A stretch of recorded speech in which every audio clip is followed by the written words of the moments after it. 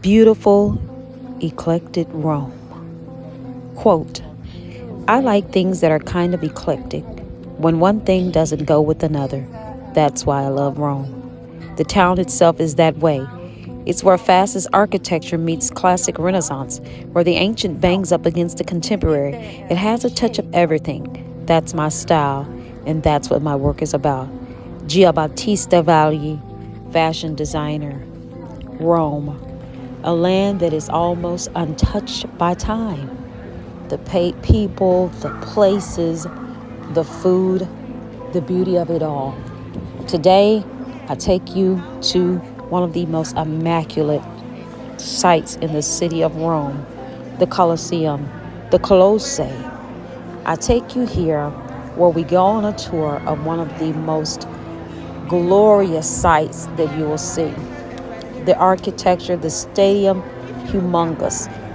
There is no comparison to what this is. It is one of the most largest amphitheater in history. And here we are, standing right here in this place where so much history, so many lives, so many things that have happened in this. We stand right in the midst of history. Welcome to Rome.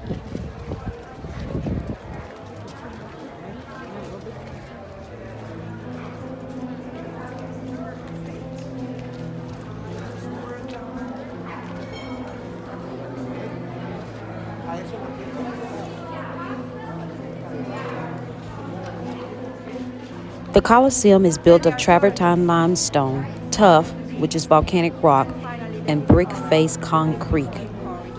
This is the exterior.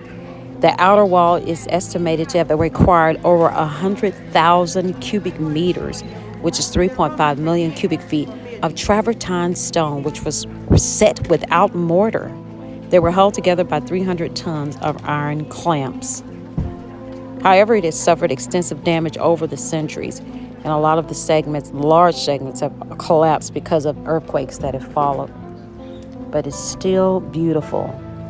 Look at this massive structure.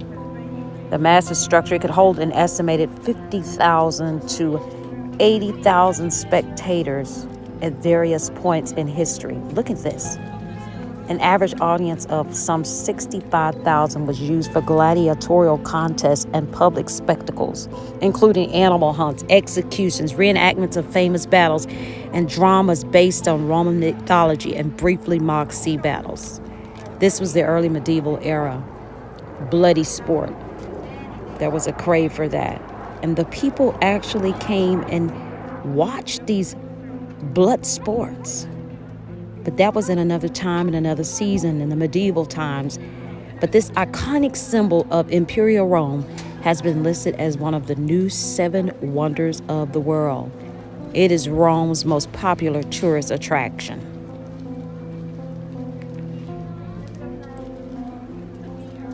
He had a very bad son, Commodus. The enemy of General and Commodus loved a lot to conquer.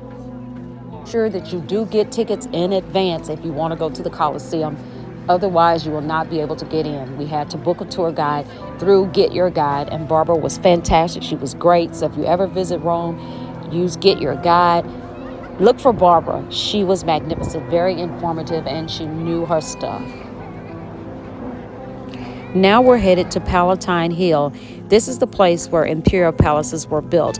In Roman times, this would be the lifestyle of the rich and famous, because this is where the houses of the rich were occupied. Here at Palatine, and the other summit is called Germalis.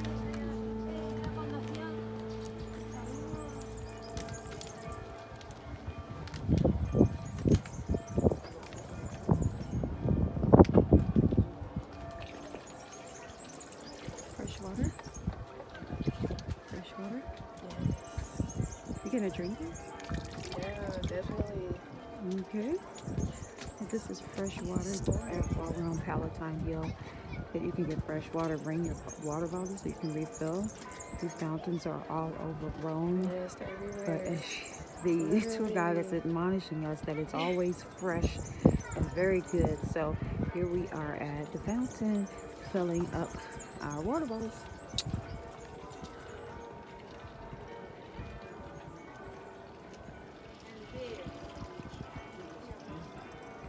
Tamar is filling up her water bottle. Just a moment.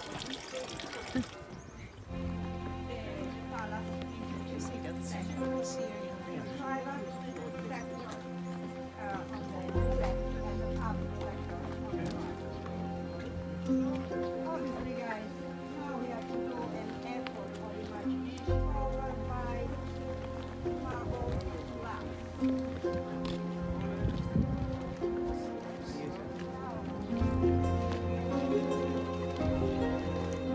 From the start of the empire, Augustus built his palace here, and the hill gradually became the exclusive domain of emperors.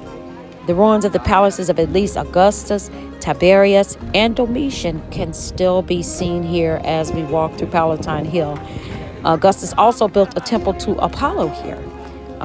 The Great Fire of 64 AD destroyed Nero's palace, the Domus Transitoria, but he replaced it by 69 AD with an even larger Domus Aurea, which eventually built Domitian's palace. So we can see that these ruins are still laying there. These structures, parts of these structures are still standing there. If you see at the top of the hill between Domus Flavia and Domus Augustana, you can see the Villa Matai, which was built in the 16th century. And then it was purchased around 1830 by Scott Charles Mills. So we can see that these were magnificent structures. I believe that's the Villa Matai right there that we're standing in front of. All of these ruins are still here from these families that live at the top of this hill. Around the corner, there's a Palatine Museum, which we did not get to go in, but these excavations are still very much, you can see very much what it was like to live here. Look at that beautiful column. You heard me say earlier Villa Matai, but I believe that's the Domus Flavia. I'm going to have to find out exactly which building this is. I also read somewhere that it was just paintings from the Farnese family, but we will find out.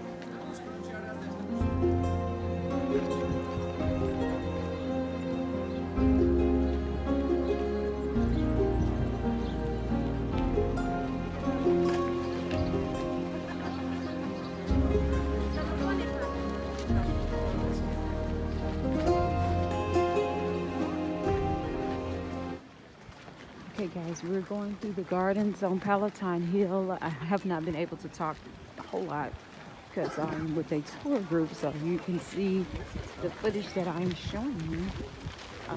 It is the most beautiful sight you ever seen. It's beautiful. So enjoy what you see. I'll come back and fill in for you guys.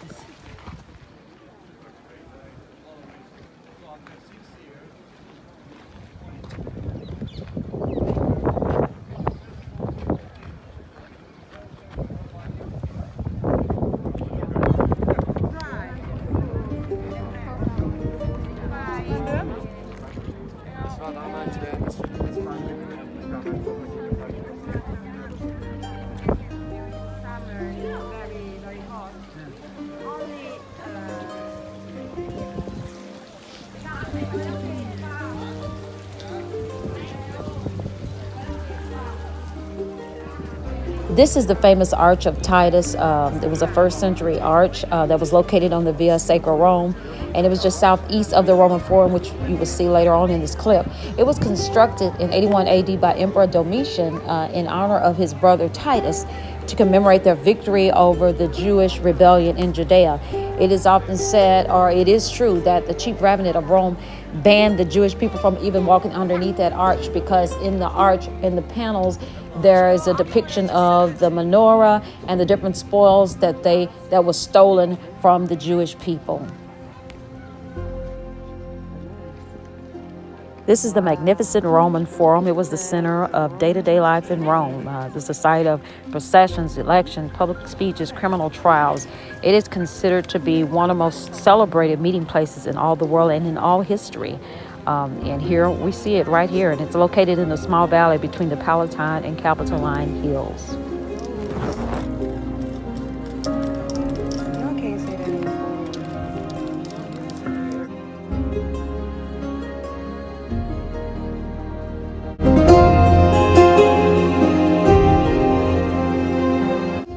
Okay, everyone. Here am I. I am at the Mamartine Prison here in Rome. The Mamartine Prison is the place where the Apostle Paul would eventually die. His prison cell is here. As we know, Apostle Paul wrote pretty much all of he wrote the New Testament. And so here we are in the place. Paul was a Roman citizen. So here we are in the place where he eventually perished in jail. So, yeah. So here we are at the Mamartine Prison in Rome, Italy. And this is the place where Paul was incarcerated and where he soon met his death. And so we're going to go to the cell that he was in, the Apostle Paul. And, St. Peter's Prison. This prison downstairs. Okay, hold up. I thought they said this was Paul's prison.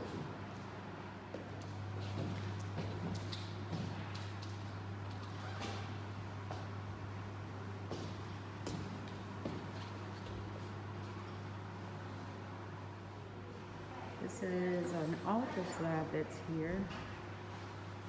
Wow.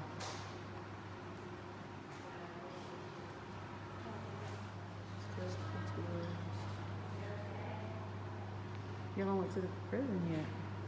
I already seen her look on the iPhone. It's just a few artifacts, findings of archaeological site. You know, a lot of people come here and they say, oh, it's really not worth the $10 that they charge you. But if you are a Christian, it does help a lot, and it feels great to see the things that you've read and saw. It's good to see some tangible evidence and just see the Bible come to life in many ways.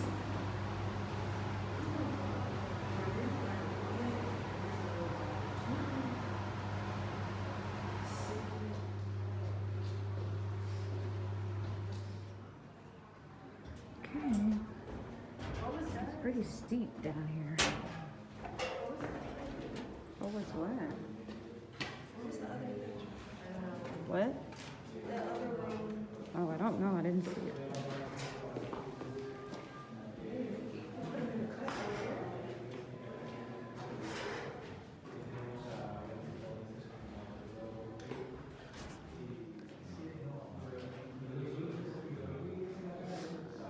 So you saw the cell down there? Okay. We're about to go see the cell where Peter was in prison right before he was crucified. Let's go down. Huh? I don't care. I need to move.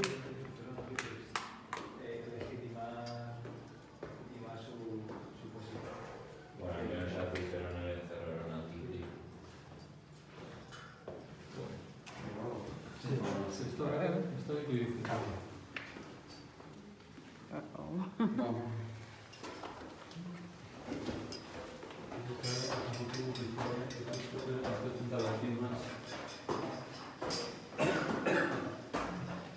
So this is the actual cell where Peter was in prison.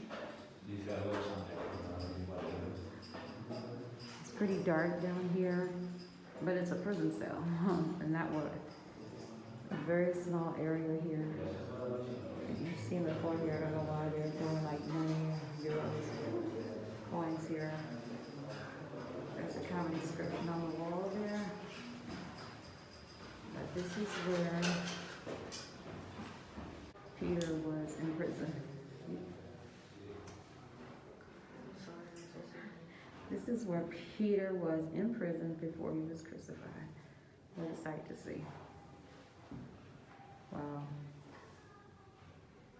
Okay, let's get a good view of that cell. It's just a very small cell, small area. Oh, it's underground actually. See, there was a hole right there in the ground. I'm not sure what was the purpose for that. Wow. Look at the door. Oh, here's the prison door right there. That's I almost crazy. missed it. You can't see anything. That's like. It's very dark. Yeah. No light. The only light he had was from right there. Nothing but darkness. That light up there. Wow. Okay. Not sure what this says, but this is at the top of the cell that we just went down into there. Right there, that's where we just went.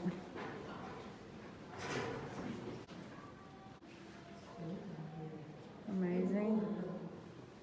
Amazing. Oh, this thing tells you everything. That's the way down to the cell. And we just came down through this corridor here as we get ready to go back up into the museum area. So that was Peter's, Apostle Peter's, St. Peter's cell. As a matter of fact, it was not only Peter's prison, but it was Paul's prison as well before being killed under Nero's empire.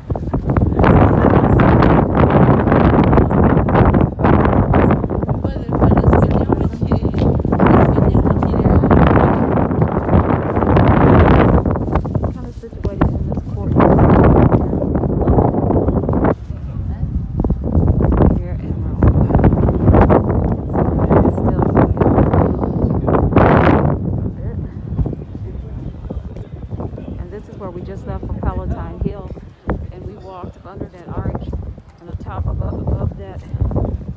This is where we are, where the prison is. As you can see, everything is really located kind of in the same area.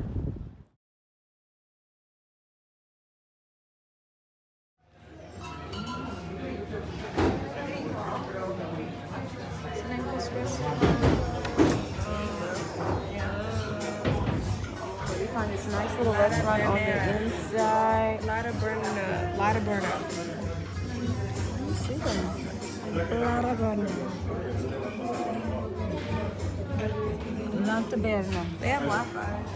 Oh, I need a lots of bear. Now look at that. They have the frescoes. It's so cute. I love it. I love it. So we're here after leaving the Colosseum, and we're getting ready for dinner. So we found this nice little cute restaurant here after leaving the Colosseum, and it's amazing. So when we left the Colosseum, there we wind up right back at where the Trevi Fountain is. So one thing you got to know when you come to Rome, that everything just kind of circles back around into the same place. So we pretty much have already pretty much covered this city in the days that we've been here. We had 9 days, and I pretty much think I know Rome inside and out. So yeah, if you come here, you'll find it's very, I'm from Houston, so we found it very easy to maneuver and to get around. And pretty much we were walking, and we took taxis, but it was very easy to get around. So we're gonna see what they're gonna bring out at this nice little restaurant. It's nice and cute. We came in to be warm, it was a little cold, so we'll see.